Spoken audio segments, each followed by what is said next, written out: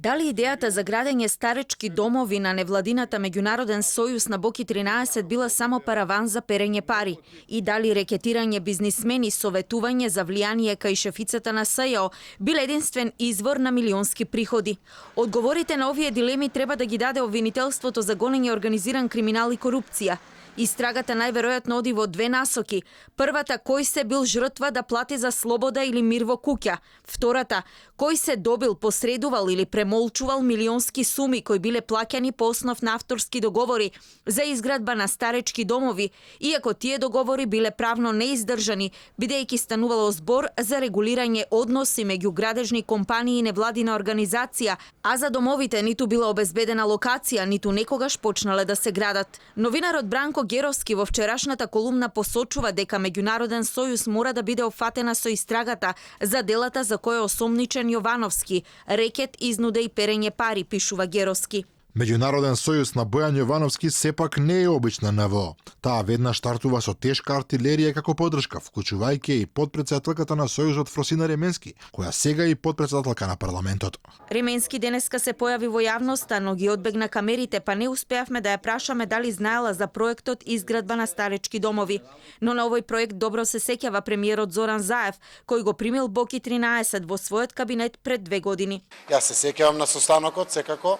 Состанокот беше за отварање простор за реализација на старечки домови во државата, тоа е составен дел и од програмата и секако, како и сите граѓани, така и господинот Бојан Јовановски беше упатен на постапките согласно закон. Тоа што за премиерот било обична средба, за Боки било безрезервна поддршка. Поддршката од премиерот Зоран Заев значеше директно инволвирање на владата, директно доделување на помош, логистика од владата, поради тоа што Меѓународниот сојуз со своите проекти помага токму на овие граѓани кои што живеат во Република Македонија. Проектот за изградба на старечки домови на Меѓународниот сојуз наводно бил презентиран во неколку општини низ државата.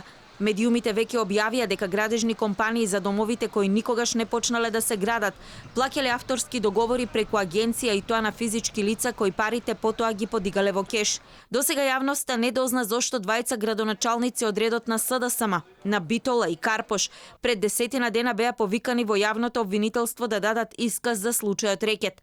Од денешната изјава на градоначалникот на Карпош Стефан Богоев не можеше да се дознае дали и од него било побарано да минува локација за градба спротивно на закон. Ниту јас, ниту општината никогаш, ни во минатото, ни сега, не сме работеле никако поинаку, освен по закон. Втората работа, која што сметам дека е најбитна, во општината немало, во општината нема, ни во моментов, ниту предмет, ниту одобрение, ниту решение, ниту било каков правен акт кој што се однесува на она што го спомнавте, посочениот дом за возрастни лица. Досега од текстовите објавени во медиуми се спомнуваат околу 1 милион евра пари кои наводно се поврзуваат со проектот старечки домови на Меѓународниот сојуз. Нејаснотијата околу како функционира и како ќе функционира на Меѓународниот сојуз, апелирам и до јавноста, и до новинарите, и до сите вас да заврши денеска. Порача Јовановски на конститутивната седница на Меѓународниот сојуз во јули пред 2 години. Поддршката од